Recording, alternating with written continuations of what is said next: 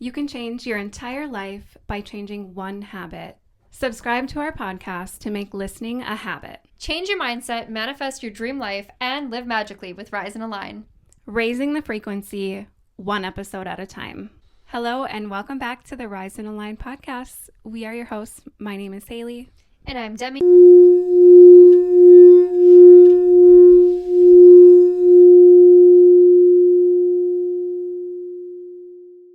Today, we are talking about a more woo-woo concept, and I love when we do these witchier episodes because a lot of the witchy woo-woo things are misconstrued and people have different misconceptions and beliefs about them, when in reality, the truth around a lot of these practices or ideas are so wholesome and connected to all that is and who we truly are. So with that being said, we're kind of talking about psychic abilities, what it means to be a psychic, and different ways that you can practice that in your everyday.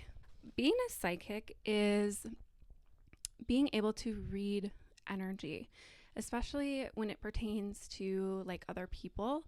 And it can be done in a variety of ways. Everyone has an aura, which is an energetic projection of light frequencies around you that can be read. And psychics can read different chords that you have with people, your soul cycles and different past lives. They can kind of interconnect all of those things, or some can. And I just think that it's really interesting or cool that we can access the energy of all that is, to read other lives or different versions of us that are out there, or have lived or are currently living in different timelines, and just accessing that and bringing that all together. And I think that it's also interesting that when you are able to tap into that, your energetic senses, you can take in so much more information around you than what's physically there. And I think that that ability is something that we all can do and have access to do. I just think that over time and over societal beliefs that have been developed over time, we've just been trained to fear that, or to reject that idea or that concept, because again, we've talked about this in different episodes. I think it takes the power away from us, and it allows us to become controlled, or more easily susceptible to societal beliefs that the person or people in power want you to believe. So anyways, I just think that it's something that we all can access and tap into. Absolutely. So I genuinely believe that psychic abilities are innate in all of us, and they're completely natural. And the more you become in tune with your own intuition, the more you will trust your abilities. So a very natural, subtle way that you are already using your psychic abilities is when you are coming into contact with a new person, you feel the way, you feel a certain way about them. So either you might not feel much, it might just be a neutral passing. You may feel very connected to them, almost like your soul knew them before, you're totally on the same vibration, which is a real thing. Actually, they do brain scans on people who are quote unquote on the same vibe, and their brain activates the same areas when they're interacting. It's really interesting. But you may, be really drawn to them, or you might totally reject them. And it's not even necessarily a personal thing. And it's not even they said something, but they just feel a certain way. They just feel wrong to you.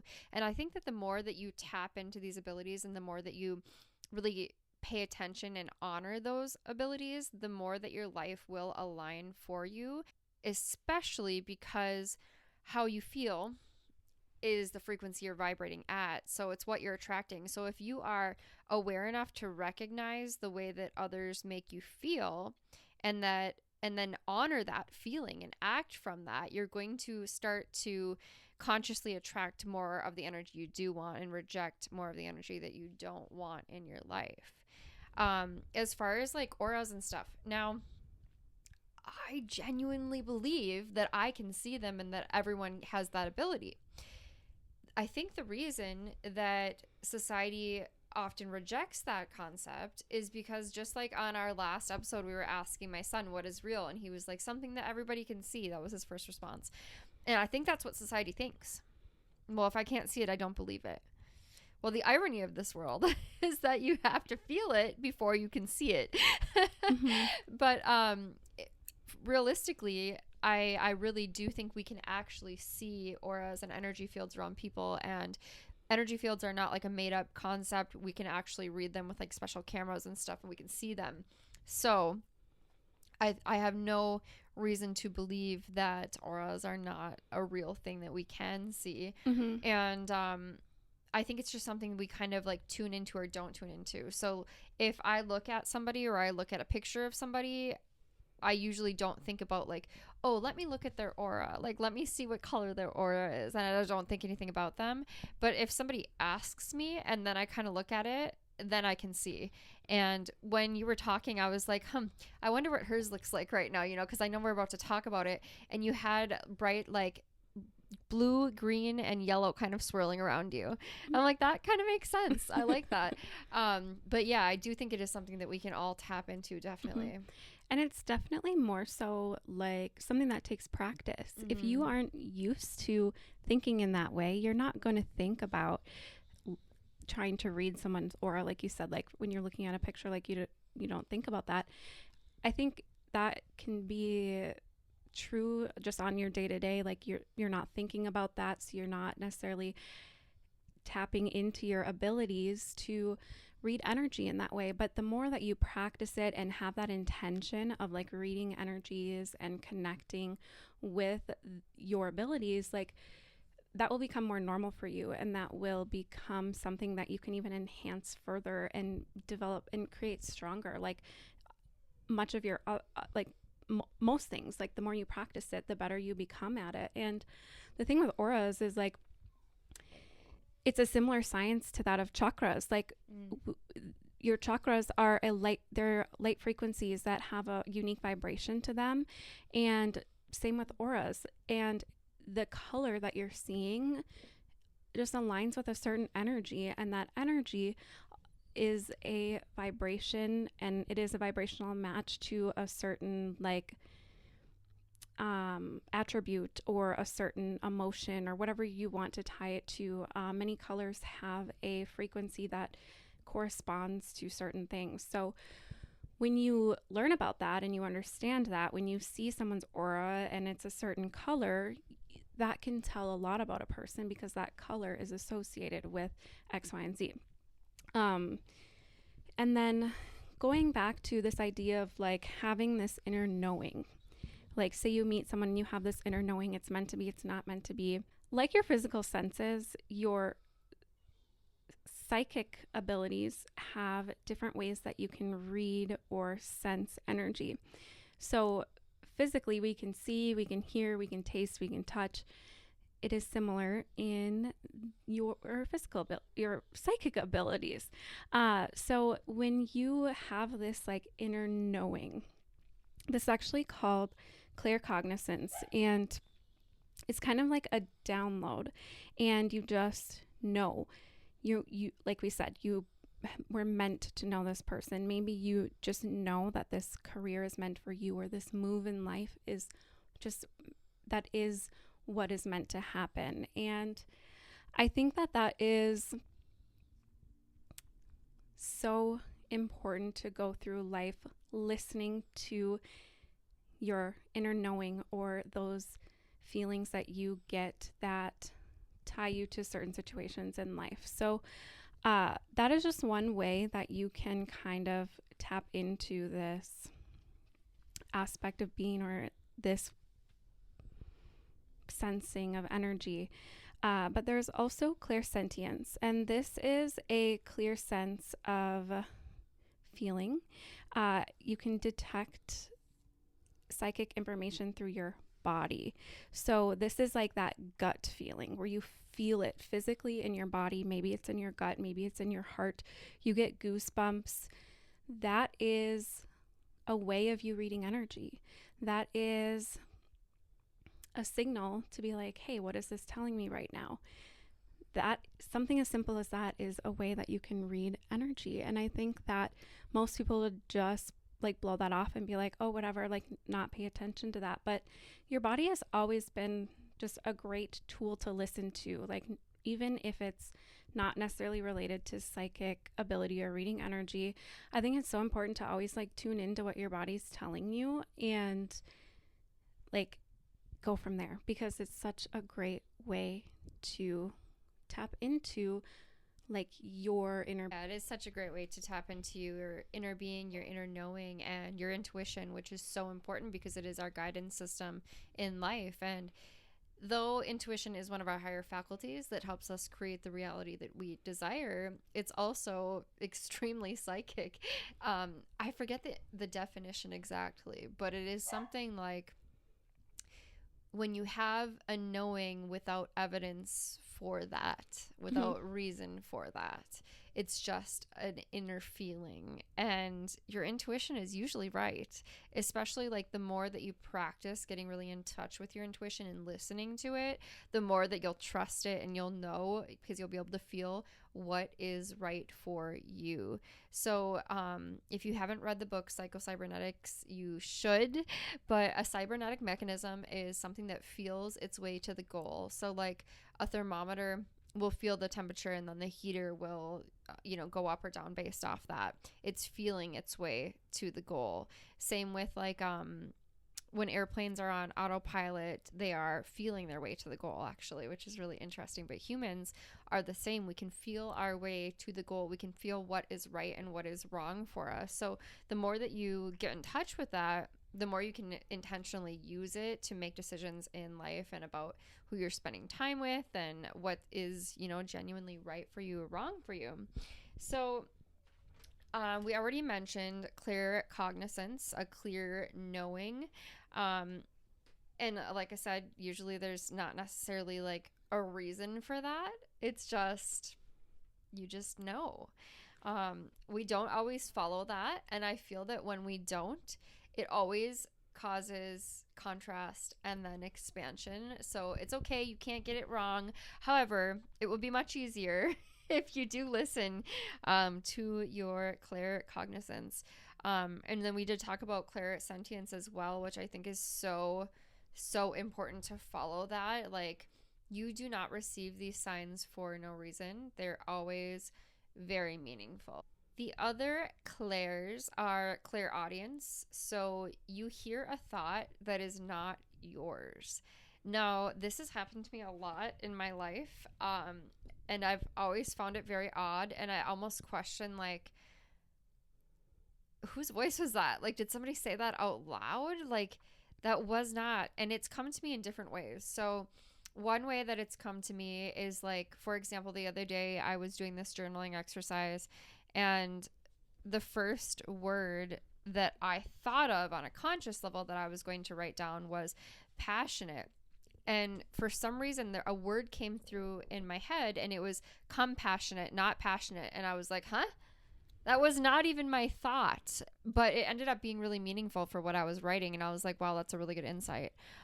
It's also come to me in other ways. Like, I literally have heard my son's thoughts or dreamt my son's dreams at the same time that he's dreaming them.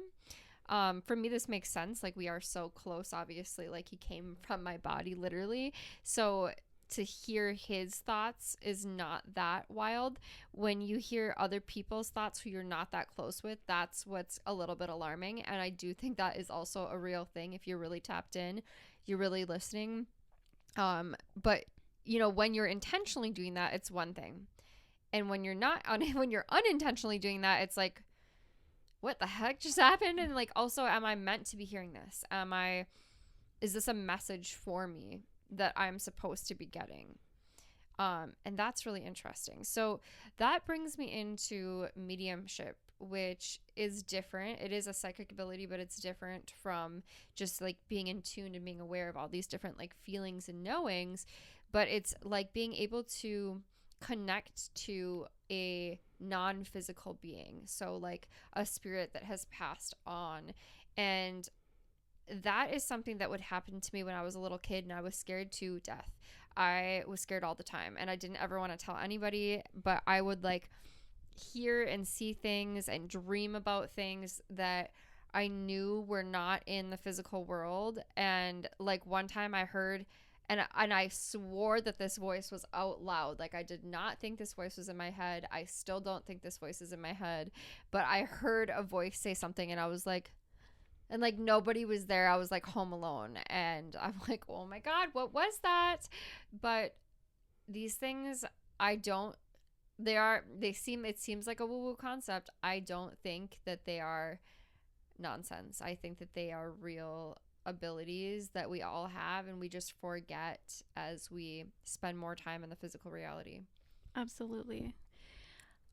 I also think, just on like a little bit of a tangent, when we're not in the physical world, like that's how we exist. Like we don't necessarily have fingers to touch things and a mouth to taste things. Like we live via energy, and that's just how we like absorb the world around us. So yeah, it's super interesting. And along the lines of clairaudience, like some experiences I have with that is like ringing in my ears. I've learned that when that happens, a lot of times it is either one, like a message or a reminder to like slow down and listen, or it is a message that's ready to come in, and that I just need to take time to listen. And, you know, clairaudience is also hearing messages from like a higher self, your spirit guides, a guardian angel.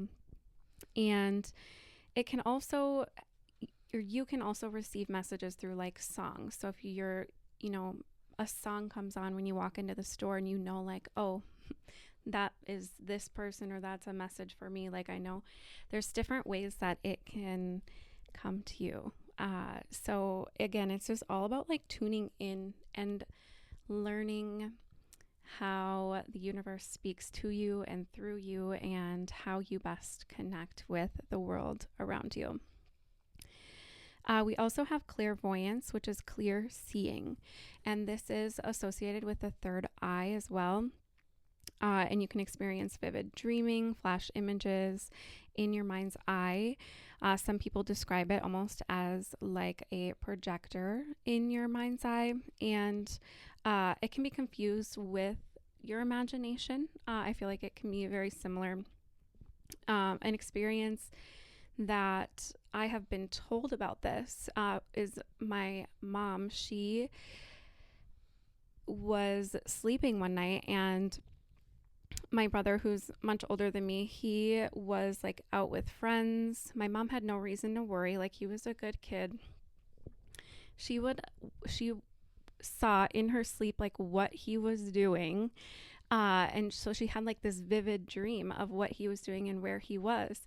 And she like woke up dead out of her sleep, and she's like, that boy. And she had to like go hunt him down because he was getting into trouble. He was like at a party or something, and whatever. I don't remember the details, but he was just, you know, getting into trouble. And my mom, my mom's had many experiences throughout her life where she just like sees these experiences, and she knows like that they're happening. Like she just trusts that. And I think that is really interesting, because one, you could just be like, oh, like what a dumb dream, and two, that can be kind of crazy to like see something that's happening and like actually try, like I don't know, I just think that Have it be like actually confirmed to you that like that really was what's happening. Yes. Yeah. Because she at first, you know, she's like, okay, but she just like knew. She was like, this is happening. So, but I just think that's interesting. But it can also be just as simple as like seeing, like connecting to your third eye, which is not always, it doesn't always have to be like a super intense, like vivid dream or anything. But again, it's about tapping in. Absolutely. So I have so many different things to say about that. One is I will say I really believe that saying, there is nothing like a woman's intuition. I feel that women, like especially mothers with their children, can sense and just have a feeling. I have had that happen a lot of different times. There were times when I would write it off as I just had a nightmare. I was in a really icky relationship and I just thought that I had a nightmare about something happening, but it ended up being true. It actually was something that was happening while I was having that nightmare. So like things like that will happen. I've also had it where like random like pictures or scenes will pop up in my head. And I can tell that it's different from my imagination, because with your imagination, it's like something you're kind of thinking about, you know, maybe you're like wanting to imagine this, or you're just letting your mind wander, whatever. But when random things pop into my head, I used to think it was just like deja vu. Like I just, like saw something that happened in the past or something like that. And then it would happen.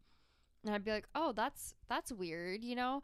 But other times it would be like a random, like a sign or something, like something happens in a dream, and it's really like when it comes up in real life, it's like, oh, I dreamt about that, and this is the obvious answer because like my dream told me the answer. Like you'll see a random like stop sign just flash in your mind, and you're like, what the hell does that mean? And then like later on in the day, you're like, oh, now I'm at that stop sign and this is happening, and like that's so weird. Like, but I really do think we have that. But it makes sense to me personally because I genuinely believe we are the center of our own universe, attracting the reality that we experience. So if that is true, then of course we would have these abilities to know what's going on, and like, you know, have the intuition to even sometimes know things that aren't happening in the here now. You know what I mean?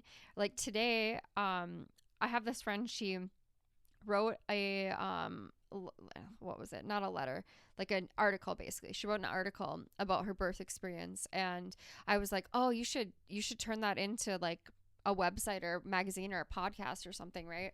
It was really good. It was really insightful for women.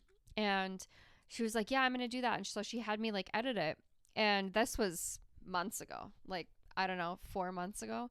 And yesterday I was thinking about it for some reason, and I was like, I wonder what ever happened to that. Like I wonder if she ended up getting it in a magazine or something.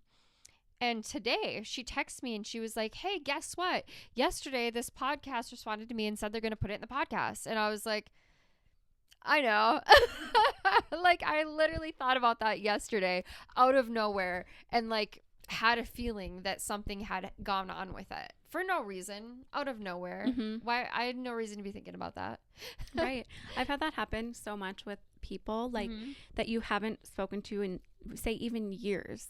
I'll either think about them randomly, or they'll be in like a random dream, and then you wake up the next day and you like see them out in public, or like They call you out of nowhere. You're like, oh, yeah, interesting. Yeah. I feel like so many people experience that, and you maybe don't realize that this is a psychic ability, but you have a thought about somebody and then they call you or they text you. Mm-hmm.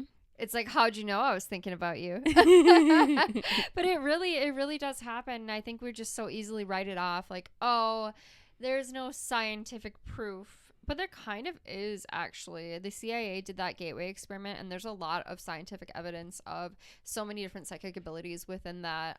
Check it out. I just heard that they put a bunch of it on Spotify, which is really interesting. So you don't even have to read. It's like a really long article, so it's nice. Also, it's like, just because they didn't teach you this in school doesn't mean it's real. I think people are like, oh, you know, this wasn't taught in science class in high school, so it's not real. But like, that's on you for like not taking the effort to like expand and grow and like learn about the world around you.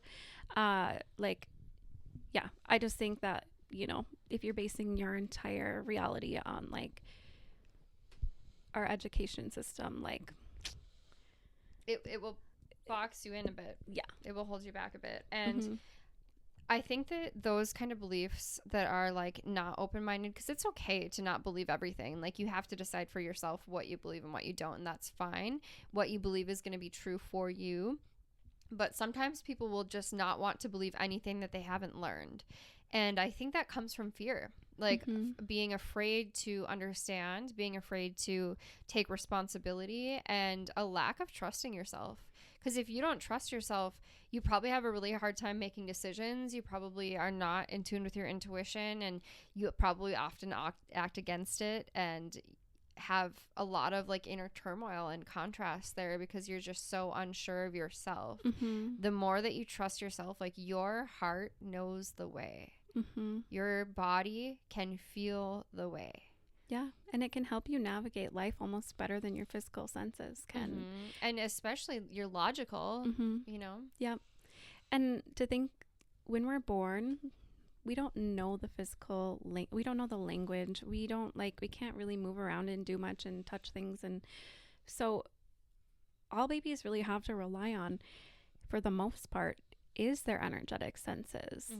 And, a lot of stuff is imprinted on, the subconscious of babies or toddlers so easily, because that is how they communicate. They communicate with energy. And so like, they're taking in all of this energy information versus like physical things. So, even when we're born, like, we naturally know how to do that better than we do when we're adults, I feel like. Absolutely. And so 2 things to say about that as well. One, that's part of the belief system, is like what you're taught from birth to 8 years old. And often people don't want to and aren't open to learning things that are outside of that. Right? The other part of that is that babies absolutely communicate energetically. And if you are a parent, either you already know this or this will help you greatly, is recognizing that they are always feeding off of your energy.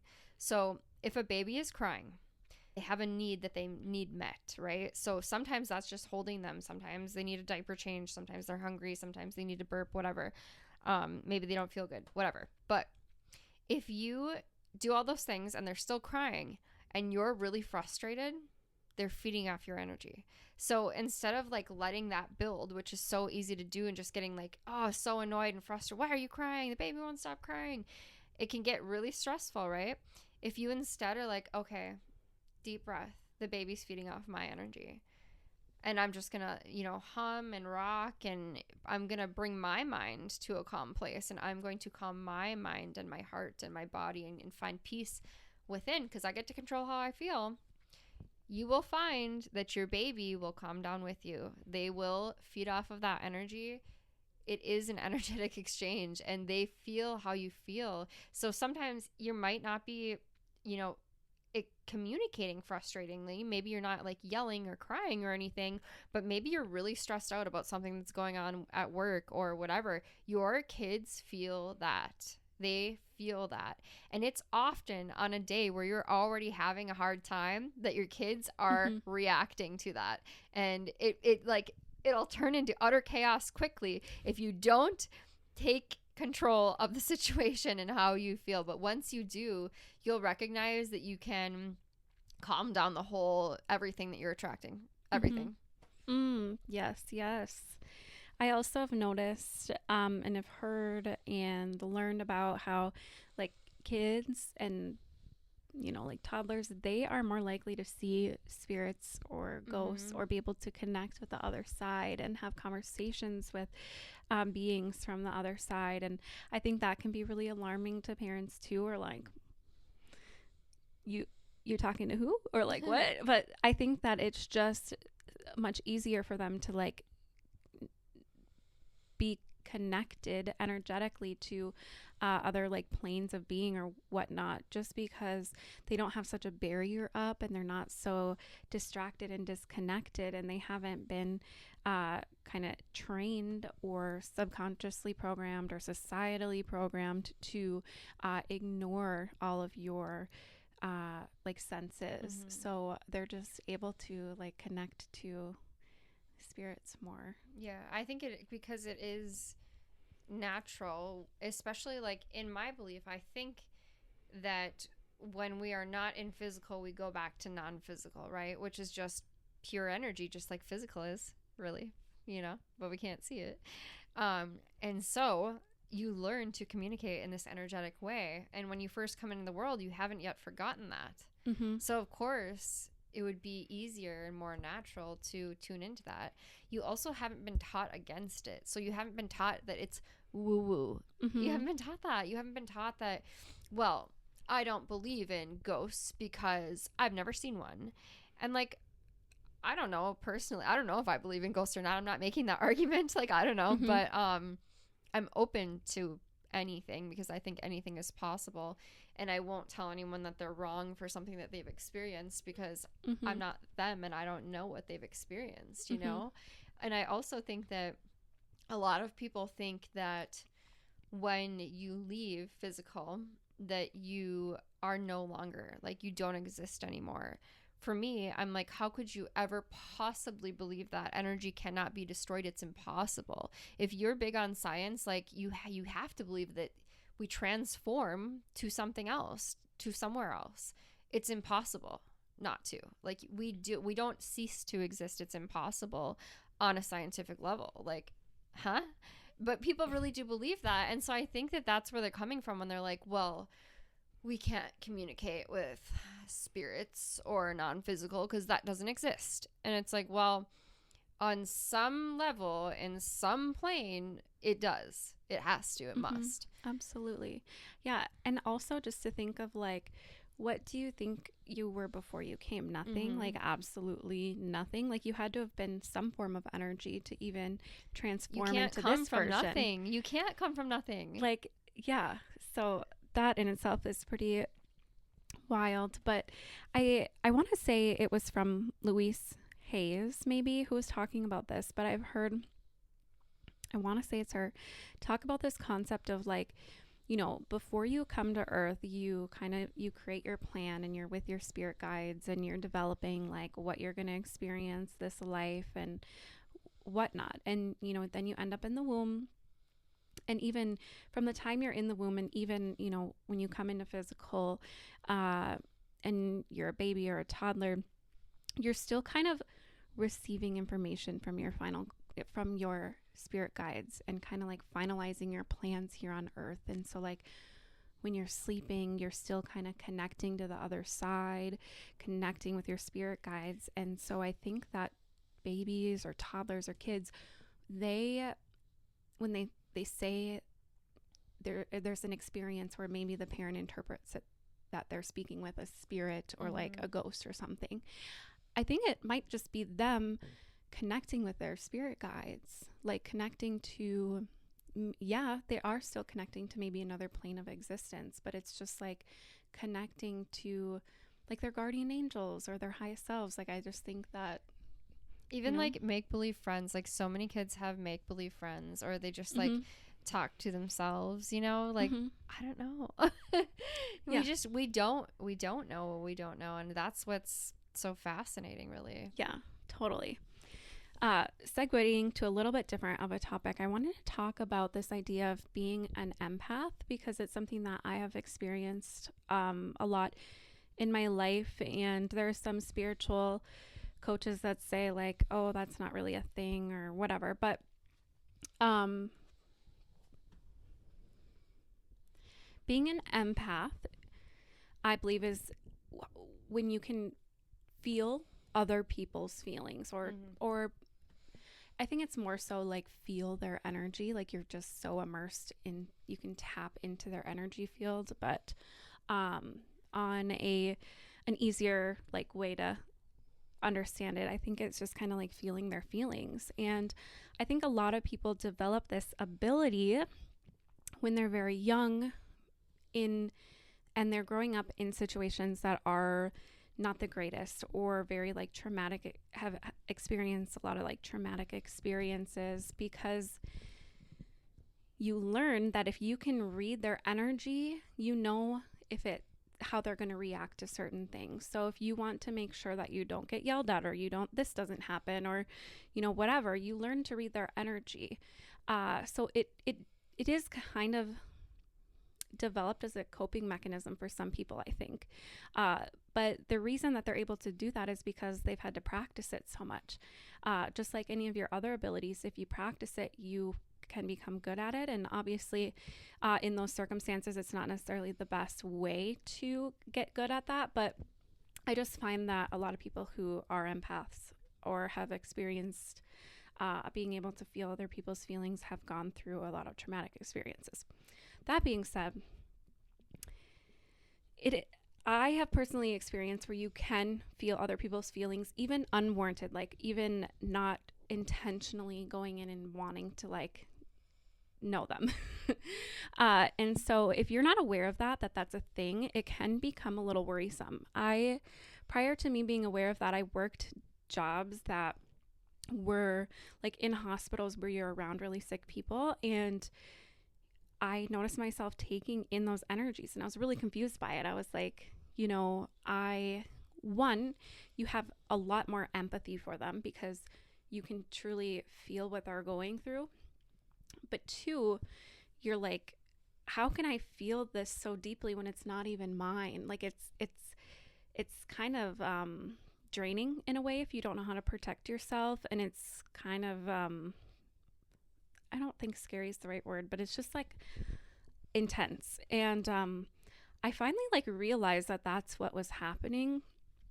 And I do see it more as a gift now when I'm able to protect myself. And, we've kind of talked about that a little bit more in other episodes, but I think that being able to feel other people's feelings is kind of magical too, because when you can feel what they're feeling, like you can connect to them more, and you can see things from a little bit different perspective, and it reminds you that there's like something greater. It's not, I mean, we can't prove that we're not the only ones in existence, but it kind of connects you more to that like collective energy versus like the singular me type of energy. But yeah. Yeah, I think that people who can relate to that are a lot more empathetic than some other people who aren't, right? And I 100% agree. Like, empaths develop from traumatic childhoods usually because you have to walk on eggshells and be aware of how the adult is feeling and how they're going to respond to you or react to you, so that you can kind of keep yourself safe. And when you have this ability, like, you can't undo it. And so it's kind of on all the time. And a lot of times, like, you're so in tune to it that a person doesn't have to be acting a certain way. Like, it's not reading body language. It's not that they're raising their voice or anything like that. You can just tell that they're in a bad mood or that they're in a good mood or that they're sad. Like, you can just feel it. And I agree, it's a blessing and a curse, because if you're not aware of that, you can easily take it on. And a lot of people who are therapists or even doctors or coaches or nurses or people who are working in high stress environments, like, don't recognize that they take on the energy of other people. Just like that saying, you become most like the people you spend the most time with. It's because energy is contagious and you are taking that on. There are definitely ways to protect yourself, to cleanse it, to clear it, and to recognize that it's not yours. Also, when you are doing those things like coaching somebody or being their therapist, as an empath, you can either go down to their level and feel their pain with them, or you can bring them up to your level. And it's really important to differentiate and to learn those skills so that you aren't always bringing yourself down to their level. Not just for you, but as the world as a whole, you want to be spreading more of that higher frequency. When you can feel their emotions and you are empathetic and you do really care, you can also help them transmute that energy, which is probably like the best option, because if you're always going down and you're always feeling that, it will drag you down. But the blessing part of being an empath is that you can also take on other people's joys and celebration and love, and you can use that to your advantage to manifest that energy within your life as well with it. Absolutely. So with that being said, I just feel like some main ways that you can begin to like connect to your abilities is to, of course, you have to start by listening. You have to kind of slow down and you have to bring awareness to yourself, your surroundings, and become aware of what's happening around you. Like maybe you'll start noticing synchronicities, and what that means can be different to everyone, but maybe you see a certain animal and that means something to you. You see an angel number, you see or you hear a song, like, or certain things just like align in a way that is just like unbelievable, just start like paying attention, and the more that you notice them, the more that you'll be able to uh develop your ability to like read that language. So you'll just begin to start seeing more and more synchronicities. You'll start seeing more and more messages from the universe like pop up all around in front of you. Like the universe speaks to you in so many magical ways, and it kind of allows you to work in tandem with the universe. You get to flow with the universe, and you're not alone. You can connect to this like universal energy of like all that is. And I think another important component is trust. You really have to trust yourself. You have to trust your intuition. You have to trust these messages. It's easy to blow them off. It's easy to, say whatever, because Tracy will laugh at you or whatever. Like it's really easy to not allow yourself to believe these things, but the most important part is to trust it. You gotta trust it. And once you start listening and trusting to these things that you're reading or seeing, reading energetically, it will just become clear to you, because you'll listen, you'll take action, and things will unfold from there. And I just think that you'll notice there's less like resistance and less contrast, and it's just super, super magical. Yeah. Yes, when you tap in, tune in, really open yourself up to those messages, you will find that your life will be so much more aligned and magical, and you will excel very quickly. Yes. And one thing that I want to bring awareness to also is that a lot of times when you get these messages or these inner knowings, they feel calm, they feel peaceful, they feel right. They're not going to feel urgent or anxious or like, intense. Like it's more of just like this peaceful wave of inner knowing. Like if you are feeling really like if you are getting a message and it feels like really like stress based or really like, I can't think of a better word right now, but I think that isn't necessarily your abilities speaking to you. I think that is more so like your subconscious like programming, like your natural belief system, like trying to come in and like react like how you normally would. I guess that's something that's more so in my own experience, but I think that if it feels like constrictive or that more like anxious, hurry type of energy, that it's not necessarily like the universe communicating with you. Yeah, so differentiating between like subconscious habitual beliefs and feelings versus your intuition, which is really important. But again, the more you practice it, the more it will become clear to you. I do think that some of these things will show up in ways that don't feel great depending on your life circumstances right now. So sometimes people will have like dreams that somebody they loved passed away, and that will be true, right? Sometimes people will have nightmares that their partner's cheating on them, and that will be true. So sometimes that does happen. But when it comes to like making life decisions, or like all of a sudden you're like, oh my God, this is my passion. Like I really want to go after this. That's your intuition. Like that's right. Versus like oh no, should I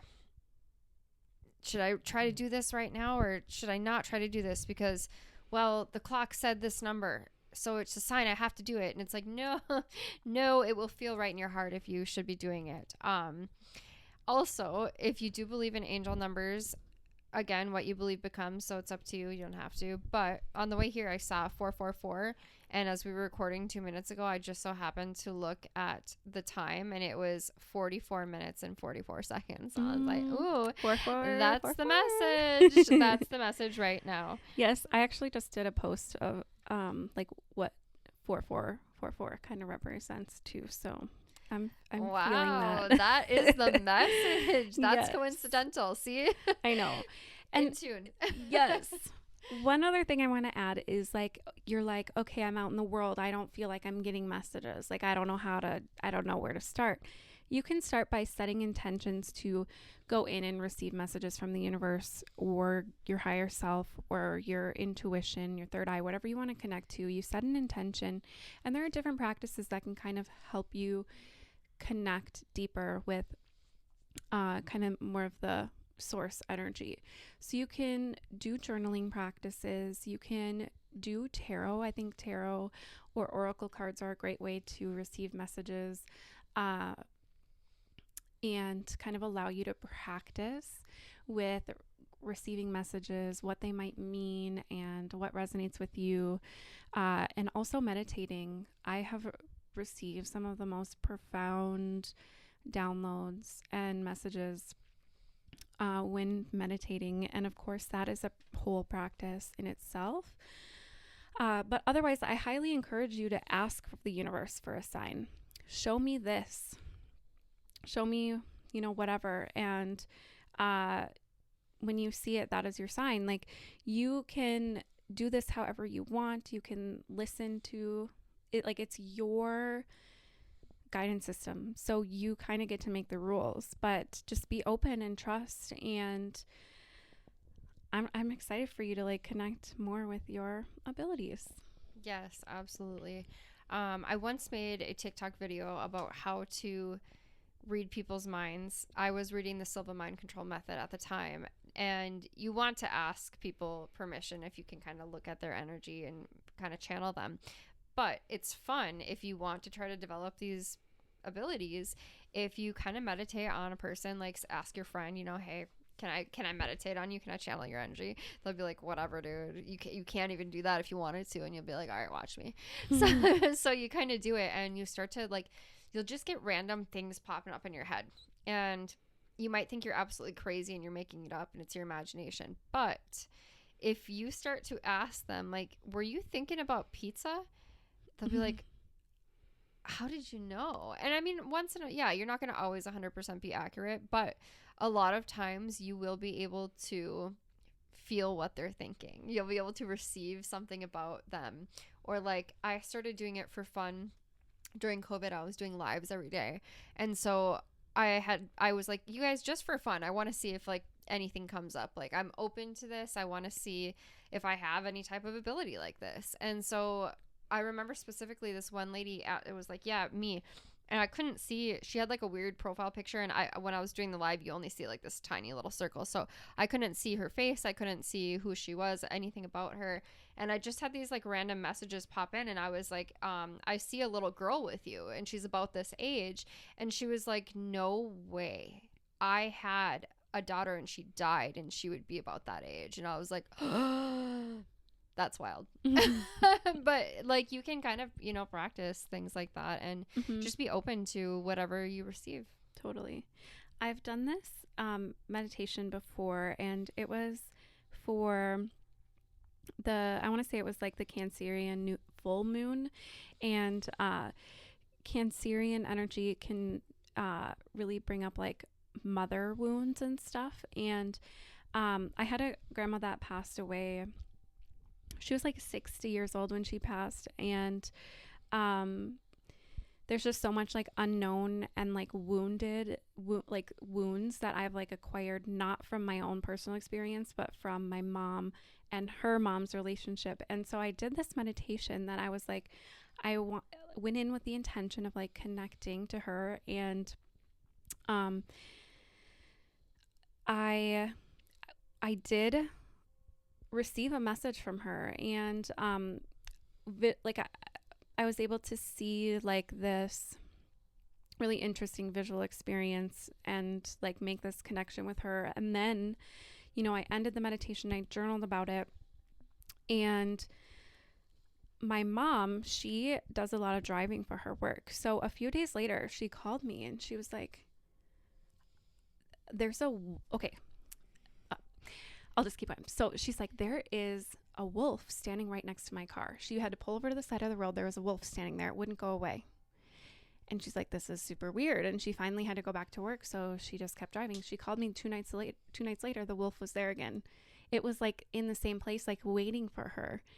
And I think she saw it a total of 3 times. And a wolf is actually like my family's, like, it's very much like rooted in our family, and like just like our family crest or symbol or animal or totem, whatever you want to call it. And so like there's a picture when I was a baby, me, my mom, my grandma, and her mom all together on this couch with this like wolf picture behind us. So, and like I have a wolf tattoo. My mom's always resonated with wolves. So like that was like a very clear message, but it was just so interesting that like I had that thing with my grandma, and it was basically like, it was about my mom because I was like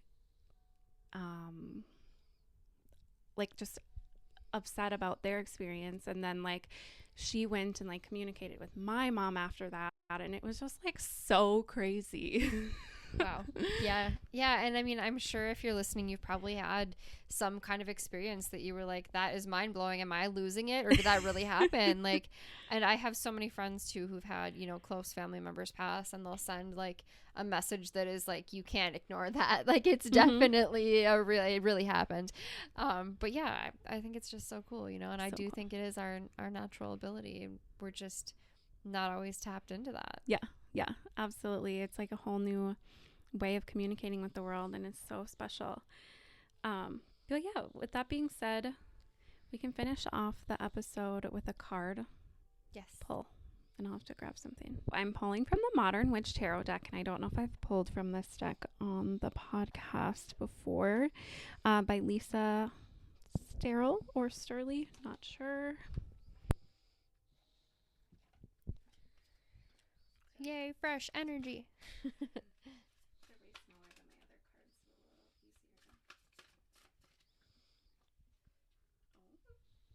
Queen of Cups. Oh, she is one of my all-time favorites. So Cups is heart, water, emotions. I think it's fall, so change. So in this picture, she is sitting on a throne that has a mermaid on it, and there's water coming up to her feet, and she's holding this beautiful tulip cup, and she's got a crown on her head. So pretty. Okay, so if you're wanting to practice listening to signs and messages from the universe, this message is for you from the universe.